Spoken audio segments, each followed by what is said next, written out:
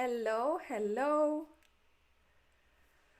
We're having a little bit of connectivity issues. I cannot fix that any more than what I already did.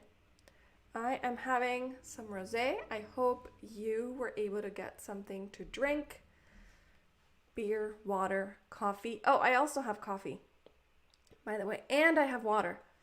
I have everything right here. So I'm not going to run out of any beverages. We are here because we're going to talk about some positive news from the last week that are going to make you smile. I said top 10. To be honest, there's more than 10. So that's good. And I classified them in 4 groups. One is things related to coronavirus. Others are related to racial injustice or racial, the search for racial equality and Black Lives Matter and the protests. The third category of news that I'm going to share is related to voting. And the other one is about the environment and climate change. One thing I do want to say is that I am horrible at organizing these top 10 because I don't know how to pick the order. There are some news that I like better than others, but it's not like classifying the top 10 best goals from where some of them are clearly better than others. I don't know. All of these things are good. So I hope they make you smile a little bit.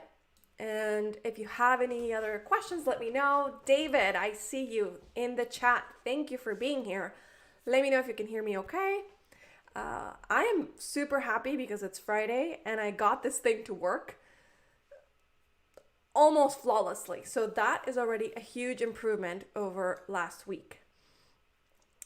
And I think my husband is supposed to be watching as well and sending me messages in case something goes bad, but we'll see. So the first thing that I want to talk about is related to voting. Some news related to voting. And it is, you know what? I'm going to share my side screen as well to show you the news because it makes it more interesting. But this first news has a little bit to do with LeBron James, who, I don't know, you might like, you might not like. But anyway, he founded a group called More Than a Vote. And you might have heard of that in June.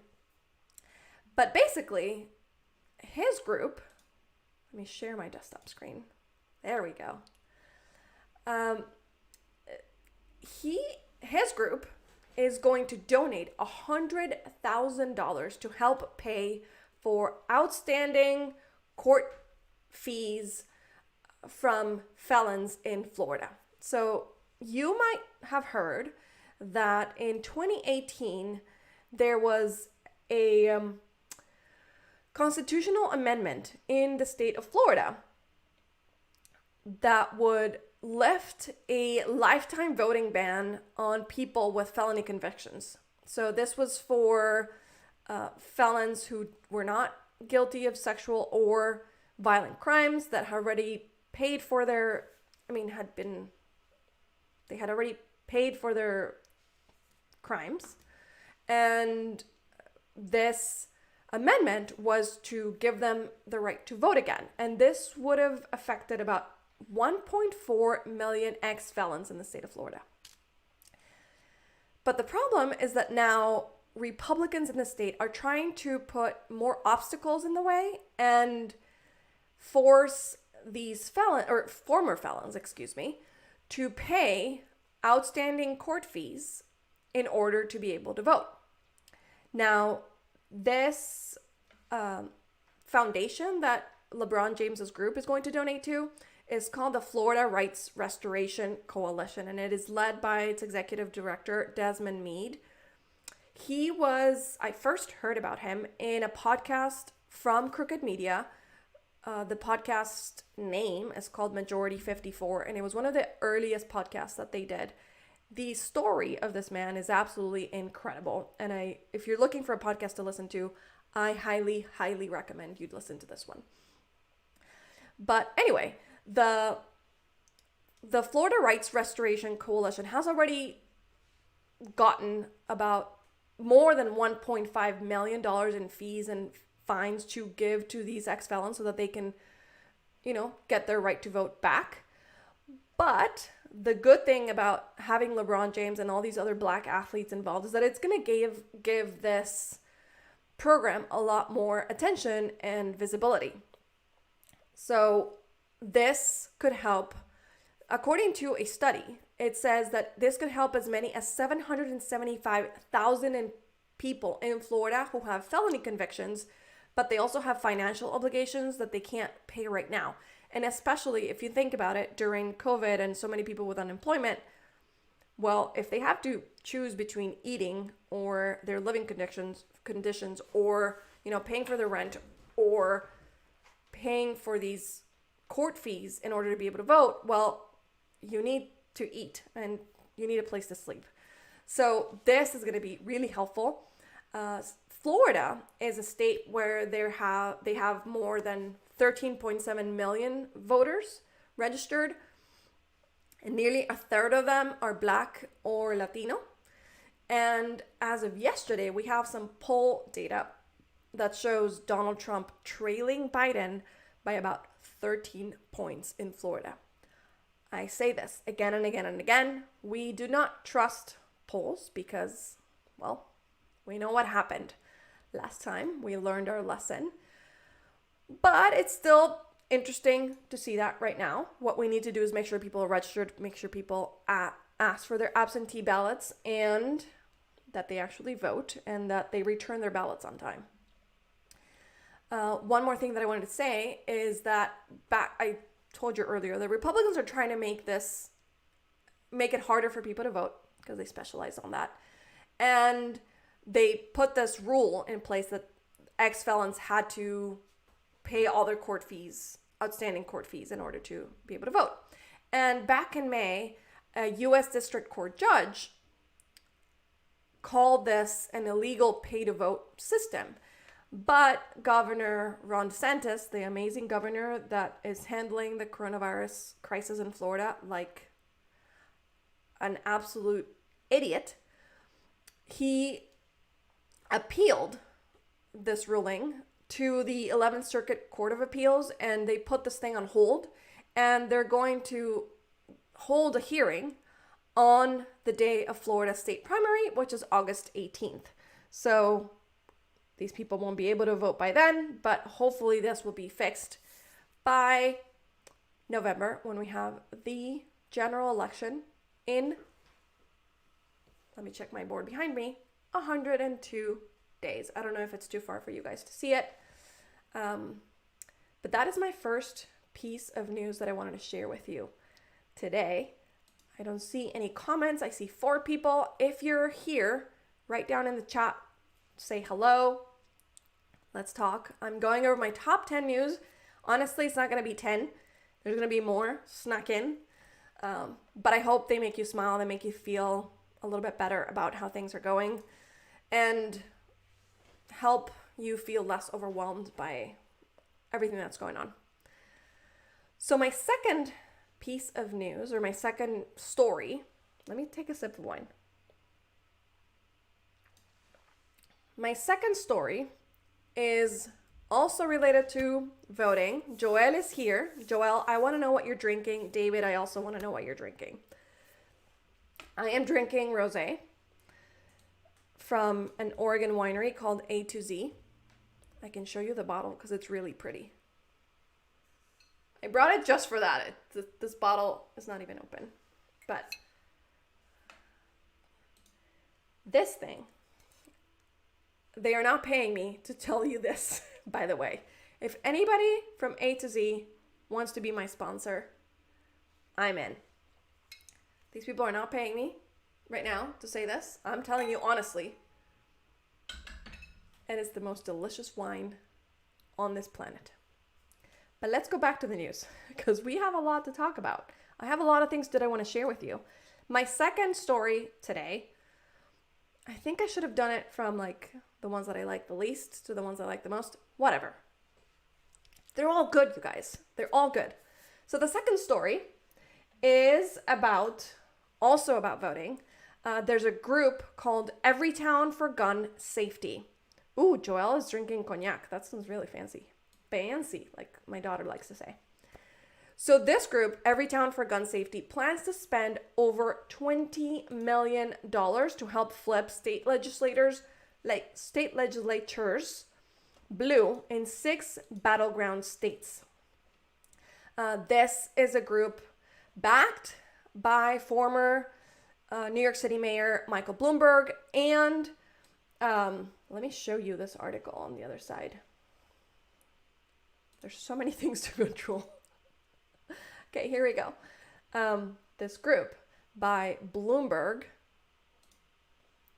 and it was also co-founded by activist Shannon Watts. She is the founder of Moms Demand Action, one of the most important groups fighting against the NRA, fighting for gun safety.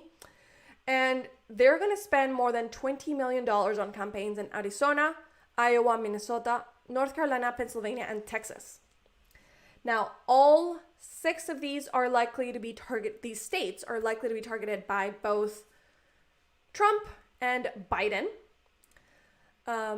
Arizona, Iowa, Minnesota, Pennsylvania, and Texas are home to first-term Democratic members of Congress who ousted Republicans in 2018. And North Carolina is likely going to get 2 more Democrats in the U.S. House because the court ordered the state to redraw the state's congressional districts because they were so gerrymandered. It was absolutely insane. If you don't know what gerrymandering is, or you want to brush up on gerrymandering, check out my YouTube channel because I have a tutorial on what exactly gerrymandering is, how it works, how it's so absolutely dirty, etc. So the fact that Everytown is investing so much money in these states is absolutely critical. That's why I picked that as my story number 2. If you guys have any questions or comments, make sure you put them in the chat, okay? And if you haven't subscribed to my channel, please do. I'm trying to get to 1,000 subscribers by the end of the month. It's a push. We'd need about 75 more people in 6 days. But hey, last time that I didn't believe these things could be done, Joelle, who's in the chat, told me they could. And you know what? He was right. He was absolutely right. Let's go to news number 3. Let's see how many people we have here. We have 5 people here. David, Joel, my husband, and I think I am one of those people.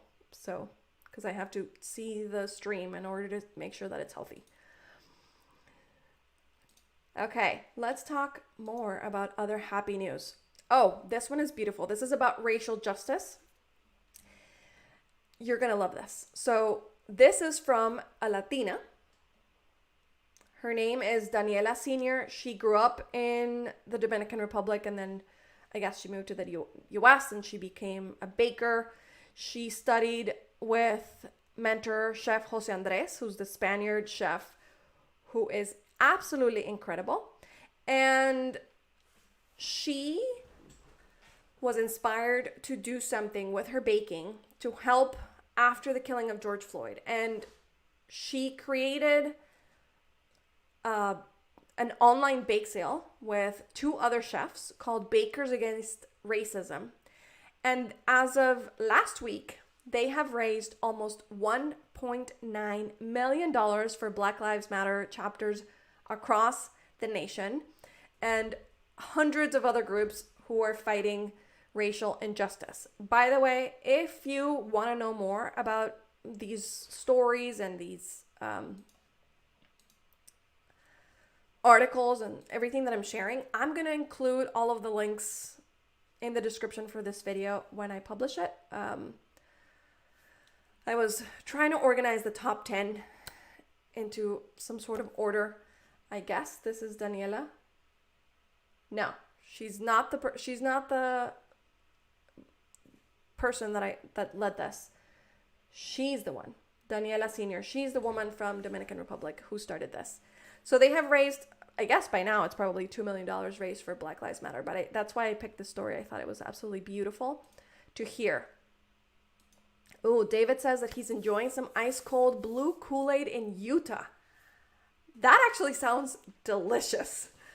I don't know if it's somewhere along the lines of blue Gatorade, which I love, but that sounds absolutely delicious, David. You have blue, I have pink, rosé, obviously. And you know what? I have cafecito too. So let's have some cafecito. Even though I think my husband is going to regret making me a coffee at 4:50 p.m. because I'm going to be vacuuming my house at 11. Okay, we are 3 down, 7 to go. And if I'm being perfectly honest, it's more than 7, you guys. Okay, these I grouped together because they're very, very similar.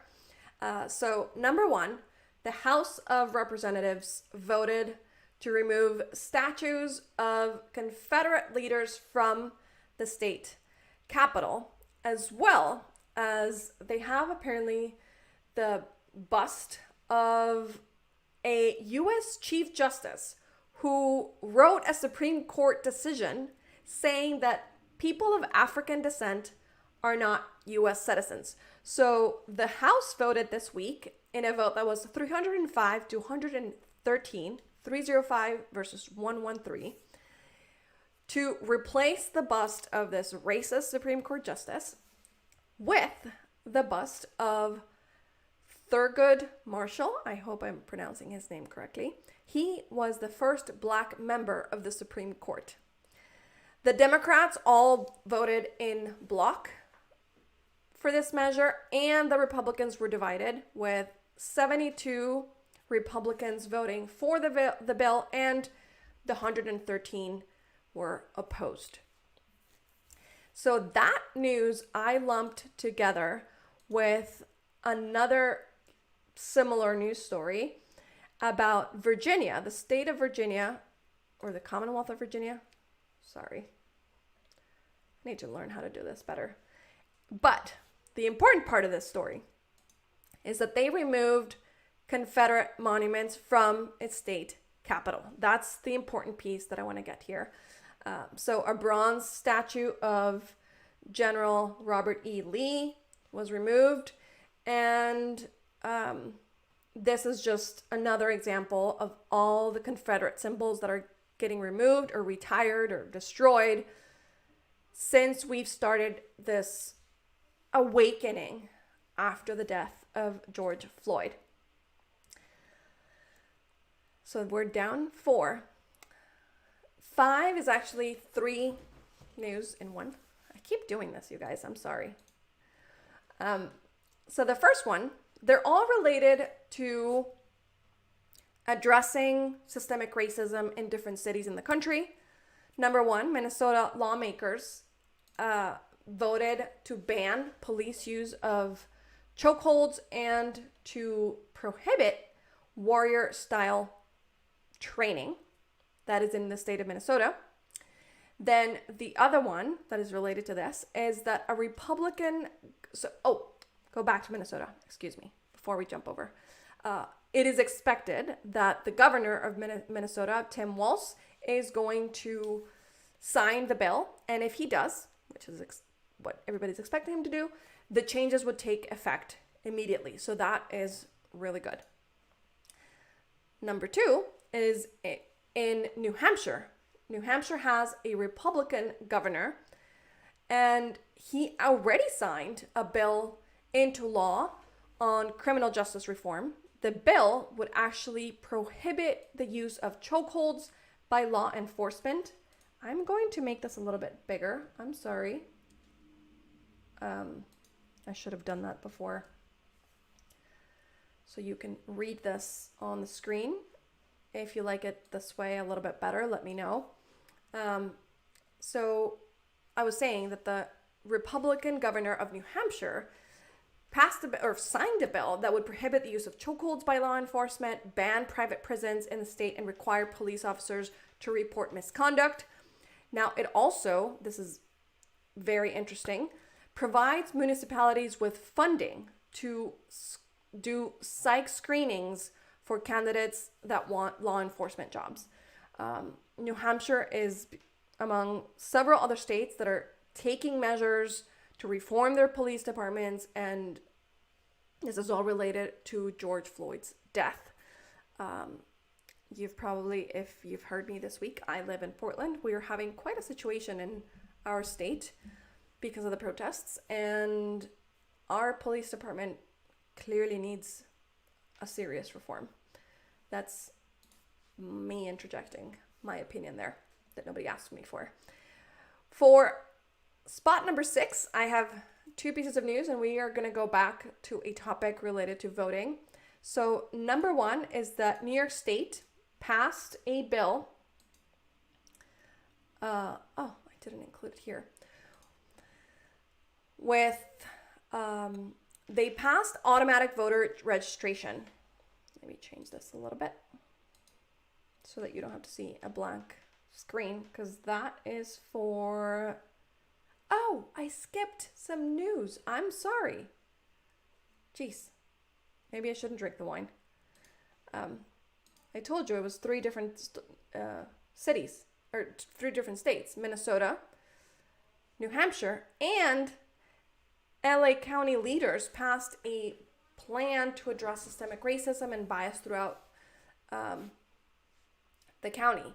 So that was the 3rd one. Now we can move on to the voting stories that I have. So the first one is New York State passed a automatic voter registration act. Now, the Senate Deputy Majority Leader says that they have approximately 2 million eligible voters that are not currently registered.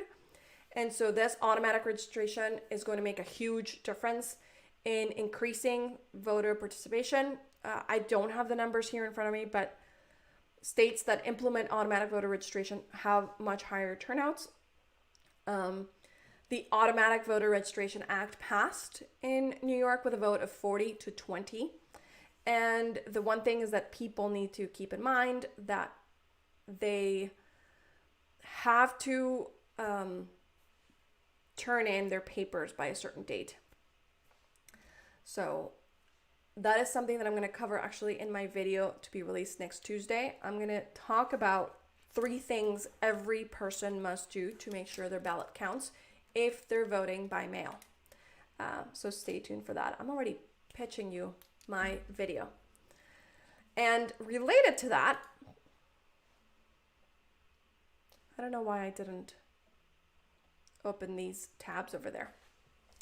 The state of Alabama extended its no excuse absentee voting policy through the November election. So let me explain what that means. Alabama is one of 16 states where if you want to have an absentee ballot to vote by mail, you need to have an excuse. Another example is Texas, okay? And well, that makes it harder for people to vote. I'm in Oregon. Everybody here votes by mail. Oregon is one of 5 states: Colorado, Hawaii, Oregon, Washington, and Utah. Everybody that's registered votes by mail. And there's 29 states where you can request an absentee ballot just because, and you don't need an excuse. And then there's another 16 where you need an actual excuse.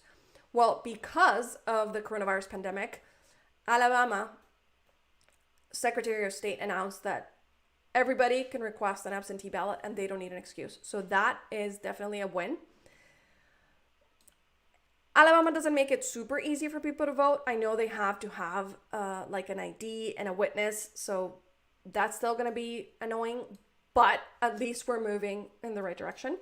So those were 2 good news related to voting. The one about New York's automatic voter registration and Alabama extending its no excuse absentee voting policy for everybody. And now we're going to go to a little bit of news related to COVID, but with a positive spin. Okay, let me switch over to my side screen Turns out that there's researchers and engineers that have developed an affordable, reusable face mask that is just as effective as an N95. So N95 is the type of mask used primarily by medical professionals because they're exposed to COVID-19 every single day in their jobs. And the problem is that we have such a shortage of N95 masks that some people started reusing them up to a week. Some of them are disinfecting the masks and redistributing them and reusing them. Because like I said, there's not enough supply. But thankfully, engineers and researchers at MIT and Brigham and Women's Hospital created a new type of face mask that would change things. And the prototype so far has worked just as well as an N95. And that has been filtering the particles or droplets that could harm you just as well as an N95 mask can. The beauty of this is that the mask that they have developed is made of silicone with just 2 slots for little discs of N95 material. So that means that each mask requires much less material that is disposable, which is also beneficial for the environment. We're going to be talking more about the environment in some of the news later, so stay tuned for that. So that was my news number 7. We have 8, 9, 10, 3 more to go. Well, I'll sneak in a few more. This one is sort of related to the Confederate statues being removed and all of this change happening after George Floyd's death. Turns out that there's a school in Virginia that used to be named Robert E. Lee High School. It is going to be renamed after John Lewis, Representative John Lewis, who just passed away last week. He was an activist. My husband is saying that he doesn't see me live on Instagram. And I'm saying, well, I'm not live on Instagram because I don't go live on Instagram on Fridays. So I was talking about John Lewis. John Lewis was a civil rights activist. He was an incredible leader, such an inspirational figure. He died at 80 from pancreatic cancer. It was definitely a huge loss for the Democratic Party. This man marched in Selma, Alabama in 1965, and he was beaten so badly by state troopers that they fractured his skull. But because of his protests, 8 days later,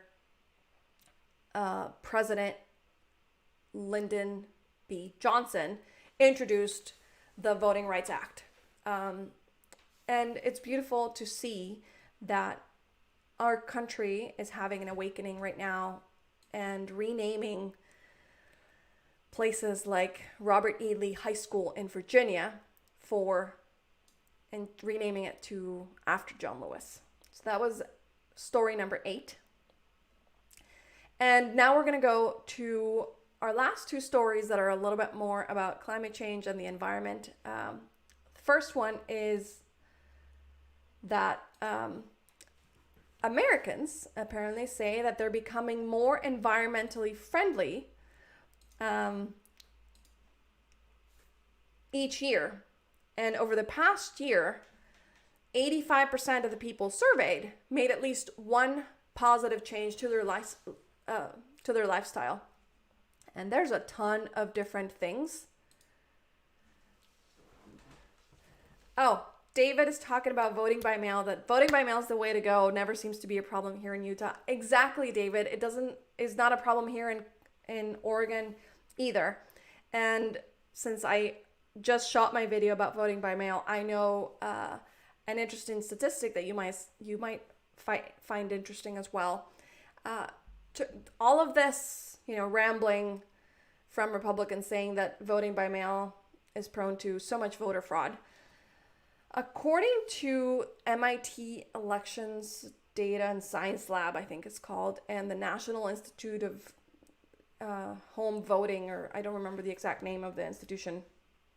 I could look it up if you wanted me to. The rate of voter fraud when voting by mail is 0.00006%. 4 zeros and a 6. So pretty much nothing. But I'm going to stop with the data. I'm going to go with the happy news about the environment that I want to share with you. We're down to our last two. As I was saying, 85% of Americans that were surveyed made at least one positive change to their lifetime, to their lifestyles in the past year. They're getting more and more interested in being eco-aware, and the average person has made at least 3 positive changes in the past year, but 41% of the people surveyed actually have made more changes than that. 45% of the respondents said they cut down on wasting food. 1 in 3 said they begun recycling more in the last 12 months. 31% have cut down on the use of plastic.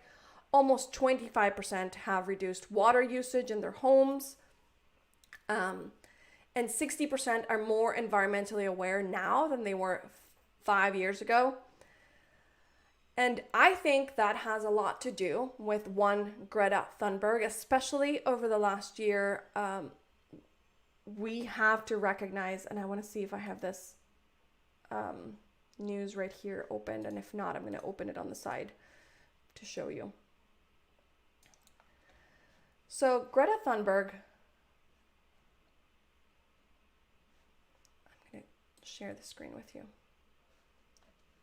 Oh, Anderson Cooper, love him, but I need him to not talk over me.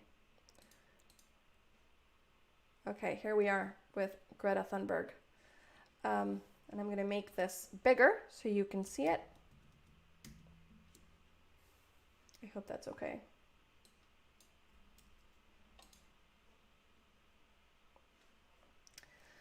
So this young lady is absolutely amazing. She won a prize of $1.14 million. And I need to mute. She's been donating the money that she gets in these prizes. She donated $114,000 to SOS Amazonia, an environmental organization working to protect the rainforest and also fight the pandemic in indigenous territories in the Amazon. She donated another $114,000 to stop environmental destruction.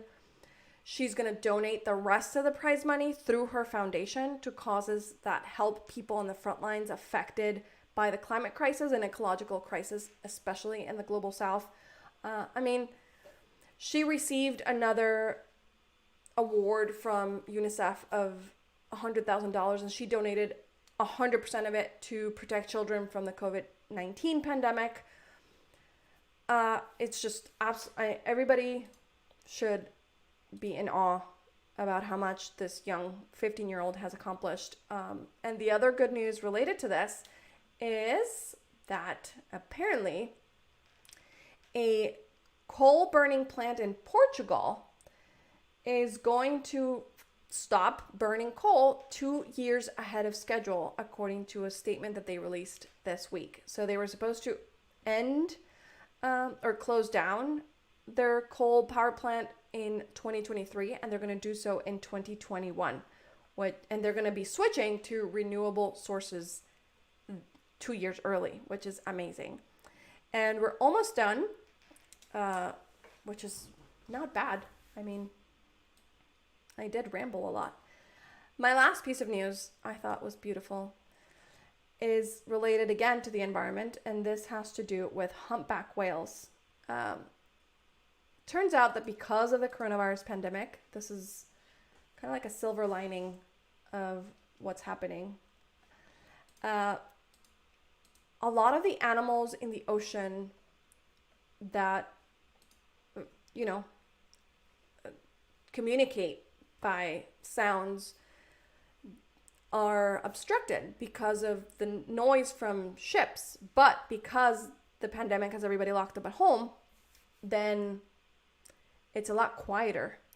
And this is helping scientists study the sounds that whales make to communicate with each other across miles and miles and miles in the ocean. So this is another one of those really touching stories. I don't know if you saw at the beginning of the pandemic, especially when Italy was struggling very much to handle the situation related to coronavirus in their country, there was a story about dolphins appearing in the Venice canals for the first time in 70 years because everybody was locked at home and there were no boats and things like that. And this story reminded me of that, made me smile to know that, you know, there's scientists are able to do this work to understand these beautiful mammals in our oceans. And that's one thing that is positive. While this pandemic is going on, sometimes we have to find little things to, you know, not get so depressed. So that is my top 10. That was really more than top 10. And I hope that was okay.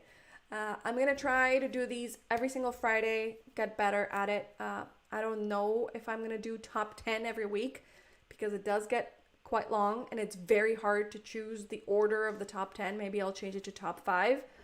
But that's okay. If you like this, just make sure you give me a thumbs up. Make sure you subscribe. And stay tuned for the video next week about how to vote by mail and to make sure your ballot counts. And coincidentally, and I did this on purpose, Tuesday is going to be the National Vote by Mail Activation Day, which is important for any election, but I think it's extra important in an election where we want to guarantee everybody's safety. So you guys are a little bit quiet. Happy Friday, everyone. Thank you, Sylvia. Thank you, Joelle. And with that, I'm going to say good night. Take care, you guys. Bye.